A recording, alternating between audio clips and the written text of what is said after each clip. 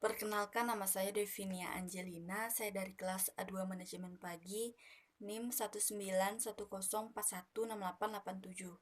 Mata kuliah Manajemen Pemasaran Internasional, dosen Bapak Adi Mursalin, SEMM.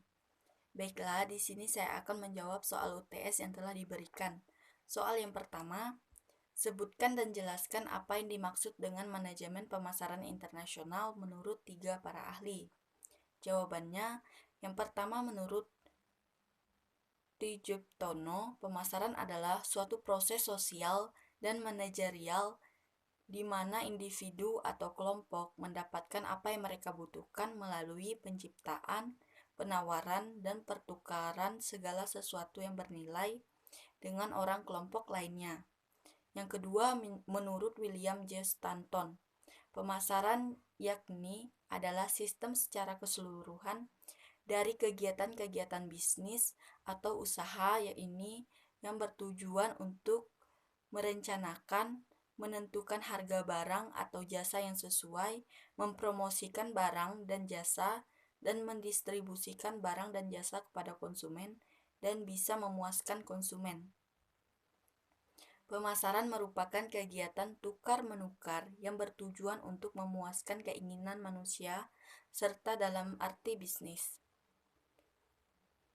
Pemasaran adalah sistem dari sebuah sistem kegiatan bisnis yang direncanakan, mempromosikan, dan mendistribusikan jasa serta barang-barang pemuas keinginan besar. Yang ketiga, menurut Kotler dan Armstrong, pemasaran ini adalah sebuah proses manajerial yang dimana orang-orang yang berada di dalamnya memperoleh apa yang mereka inginkan atau mereka butuhkan melalui penciptaan dan pertukaran produk-produk yang ditawarkan dan nilai produknya kepada orang lain. Soal yang kedua, jelaskan mengapa mahasiswa perlu mempelajari manajemen pemasaran internasional. Jawabannya, satu alasan mendasar kenapa belajar pemasaran, karena pemasaran mempunyai peran yang sangat besar dalam pertumbuhan dan perkembangan ekonomi. Sebagai mahasiswa yang memiliki peran sebagai agen of Hengen, social control, dan ion stock, kita dituntut untuk mempelajari semua aspek yang ada. Pemasaran merangsang penelitian dan ide-ide baru yang akan menghasilkan barang dan jasa baru yang inovatif. Soal yang ketiga, jelaskan cara-cara menetapkan strategi produk internasional. Yang pertama ada ekspor. Melakukan ekspor produk hampir sama dengan menjual produk di luar tempat bisnis Anda saat ini. Hanya saja, produk Anda dikirim ke luar negeri dan untuk melakukan ekspor ini memerlukan beberapa dokumen, izin, dan proses yang harus dilalui. Yang kedua ada lisensi. Lisensi adalah strategi yang mana Anda memperbolehkan perusahaan asing memproduksi barang-barang mereka dengan produk dan merek milik Anda.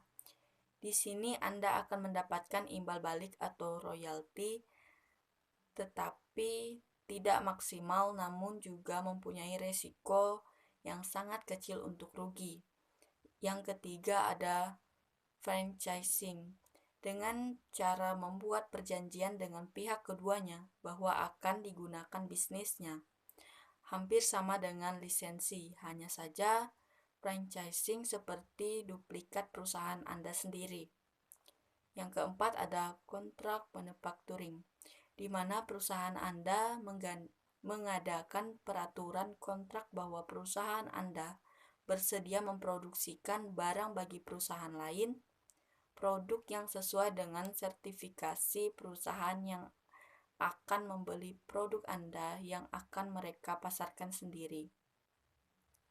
Soal yang keempat, apa yang dimaksud dengan strategi harga internasional dan bagaimana cara menetapkan strategi harga internasional? Jawabannya, strategi menetapkan harga yang efektif untuk pasar internasional adalah strategi yang dipengaruhi oleh persaingan dan biaya dalam pengambilan keputusan menyangkut harga. Harga kompetitif hanya dapat ditentukan dengan meninjau tingkat harga produk pesaing dan produk pengganti di pasar sasaran. Seperti yang akan kita diskusikan kali ini, salah satu cara terbaik untuk memperoleh informasi ini adalah mengunjungi pasar itu sendiri. Setelah tingkat harga ini ditetapkan, harga dasar dapat ditemukan. Dan ada 4 langkah yang menentukan harga dasar adalah yang pertama, menetapkan elastisitas harga dari permintaan. Permintaan yang tidak fleksibel memungkinkan harga yang lebih tinggi. Yang kedua, buat perkiraan biaya tetap dan biaya variabel. Dan proses manufaktur dengan volume penjualan yang diproyeksikan, biaya adaptasi produk harus diperhitungkan. Yang ketiga, ada tetapkan semua biaya yang berhubungan dengan program pemasaran. Yang keempat, pilih harga yang memberikan margin kontribusi paling tinggi. Soal yang kelima, jelaskan bagaimana cara melakukan ekspor-impor. Jawabannya, ada 4 cara melakukan ekspor-impor sebagai berikut. Yang pertama, membuat surat kontrak penjualan atau sales. Kontrak proses adalah dokumen persetujuan antara eksportir dengan importir untuk melakukan proses jual-beli. Dokumen ini berisi syarat pembayaran, harga, mutu, jumlah, cara pengangkutan atau pengiriman, asuransi, dan lainnya. Yang kedua ada L atau C, opening process. Setelah ada sales kontrak atau surat jual beli, proses berikutnya adalah importir akan meminta bank devisa untuk membuka letter of credit, surat jaminan atas uang yang akan dibayarkan kepada calon eksportir sesuai kesepakatan yang tertera dalam sales kontrak. Bank devisa atau opening bank akan membuka letter of credit di bank jaringannya yang ada di negara eksportir. Bank ini kita sebut sebagai advising bank. Advising bank ini akan memeriksa keabsahan dari letter of credit dari bank devisa calon importir tadi. Jika sudah benar, advising bank akan mengirimkan letter of credit sebagai jaminan atas barang yang akan diekspor. Yang ketiga ada cargo shipment process. Setelah eksportir menerima letter of credit dari advising bank, maka yang harus dilakukan oleh kita sebagai calon eksportir adalah calon eksportir memesan kapal di perusahaan pengapalan ekspor-impor. Proses ini tetap mengacu pada ketentuan yang ada di sales kontrak. Setelah itu, calon eksportir wajib membuat pemberitahuan ekspor barang atau PEB di kantor bea cukai di pelabuhan. Calon eksportir juga harus membayar pajak ekspor dan pajak ekspor tambahan di advising bank atau bank yang kita pakai dalam pelayanan ekspor-impor sesuai dengan yang tertera di sales kontrak. Setelah urusan calon eksportir itu beres, perusahaan pengapalan akan memuat barang dan menyerahkan beberapa dokumen bukti pengapalan. Bukti-bukti pengapalan itu selanjutnya diserahkan eksportir kepada advising bank untuk meneruskannya ke bank devisa tempat importir berada. Importir akan menerima dokumen pengapalan jika sudah melakukan pembayaran kepada bank devisa tempat ia berada. Dokumen ini sangat penting bagi importir karena itu adalah syarat pengambilan barang impornya. Tidak itu saja. Untuk bisa mengambil barangnya, importir juga harus menunjukkan bukti pembayaran terhadap agen jasa pengapalan barang impornya. Yang keempat ada saving document negotiation process. Ini adalah proses pengambilan uang yang telah dibayarkan oleh importir ke bank. Syarat untuk klaim uang atas barang yang sudah dikirimkan adalah dokumen dari perusahaan pengapalan yang sudah mengirim barang kepada importir.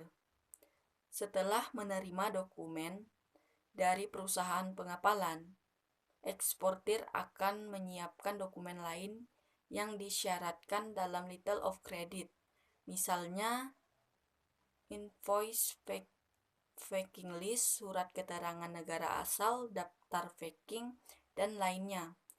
Setelah persyaratan itu semua lengkap, selanjutnya diserahkan kepada advising bank untuk memperoleh pembayaran sesuai yang ada di letter of credit. Untuk mengeluarkan uang pembayaran, advising bank akan memeriksa kelengkapan dan keakuratan dokumen pengiriman barang.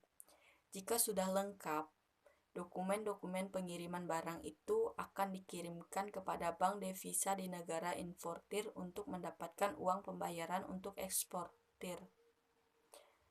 Bank devisa akan memeriksa kelengkapan dokumen yang mereka terima. Jika sudah sesuai, bank devisa akan melunasi pembayaran kepada advising bank di Jakarta. Kemudian bank devisa menyerahkan dokumen itu kepada importir yang akan ia gunakan untuk mengambil barang yang diimpor. Selanjutnya soal nomor 6. Pemasaran internasional adalah kinerja kegiatan bisnis yang dirancang untuk merencanakan, menetapkan harga, mempromosikan, dan mengarahkan aliran barang dan jasa perusahaan kepada konsumen atau pengguna di lebih dari satu negara untuk mendapatkan keuntungan. Satu-satunya perbedaan antara definisi pemasaran domestik dan pemasaran internasional adalah bahwa dalam kasus terakhir kegiatan pemasaran internasional berlangsung di lebih dari satu negara, sedangkan pemasaran domestik dilakukan oleh para pelaku bisnis yang masih berada di dalam satu wilayah negara. Pengertian umum pemasaran global adalah suatu proses yang mengutamakan sumber daya manusia, aset fisik, uang, dan tujuan dari suatu perusahaan demi memperoleh potensi dan demi mengambil tindakan atas adanya ancaman pasar global. Kegiatan pemasaran juga sering disebut sebagai suatu pemasaran bergengsi yang dilakukan di seluruh dunia. Potensi peluang dalam pemasaran global ini akan selalu terbuka untuk setiap pengusaha. Yang terpenting adalah pengusaha tersebut harus mampu menuangkan inovasi dan kreativitasnya dalam mengembangkan pasar. Karena pengusaha yang kuat adalah pengusaha yang tidak akan mundur, mudah menyerah ketika ada tantangan bisnis yang begitu berat. Pemasaran global adalah suatu teknik pemasaran berskala internasional. Peluang pasar di dalamnya akan selalu terbuka untuk semua pengusaha, termasuk di pasar ekspor produk. Para pengusaha harus memiliki kreativitas dan inovasi dalam mengembangkan pasarnya masing-masing. Hal yang mendorong dan menghambat pemasaran global. Saat ini, pemasaran global dibentuk karena adanya pengaruh yang bersifat dinamis dari berbagai kekuatan, bukan hanya yang mendorong, tapi juga yang menghambatnya. Beberapa hal mendorong pemasaran global adalah teknologi, kebutuhan, dan keinginan pasar, kualitas biaya, perkembangan ekonomi dunia, perdamaian global, serta mengenai peluang untuk bisa meningkatkan daya tugasnya secara intens.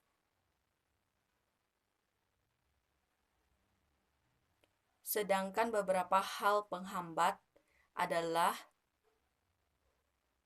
kecurangan manajemen, perbedaan pasar, kontrol nasional, dan budaya organisasi perusahaan. Manfaat adanya pemasaran global. Beberapa perusahaan mungkin masih banyak yang belum mengetahui tentang adanya manfaat pemasaran global. Untuk itu, di bawah ini kami akan menjabarkan beberapa manfaat luar biasanya. Yang pertama, meningkatkan kompetensi para pengusaha. Pemasaran global mempunyai suatu tujuan untuk meningkatkan kompetensi atau keahlian setiap pengusaha untuk bisa mencari dan mendapatkan berbagai ide serta pengetahuan baru dalam hal penjualan produknya kepada masyarakat. Kompetensi tersebut nantinya akan bisa terlihat dengan jelas tentang siapa saja pengusaha yang berkompetensi dan kurang berkompetensi. Yang kedua, bertambah hidup. Manfaat lainnya dari pemasaran global adalah dalam bertambah hidup dan demi memenuhi kebutuhan pokok setiap masyarakat.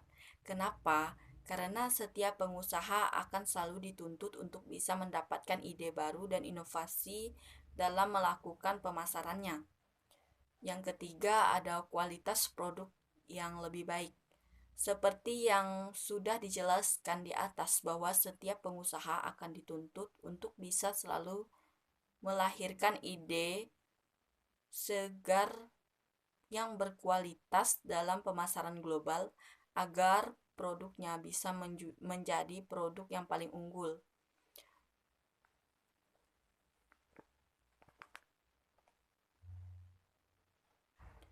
Produk yang berkualitas tersebut nantinya akan diserbu oleh banyak pelanggan atau pembeli.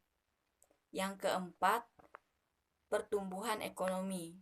Perlu Anda garis bawahi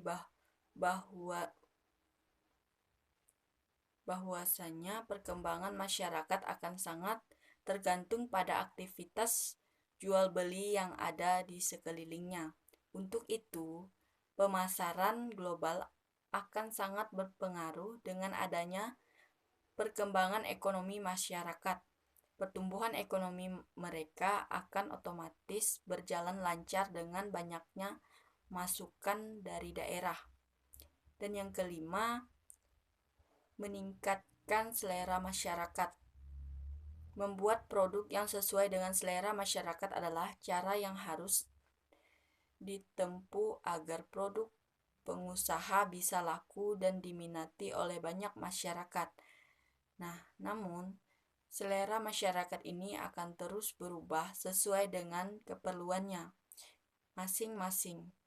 Bahkan tidak jarang selera masyarakat tersebut akan bergerak menurun atau meningkat sesuai dengan perkembangan ekonomi yang terjadi pada suatu negara.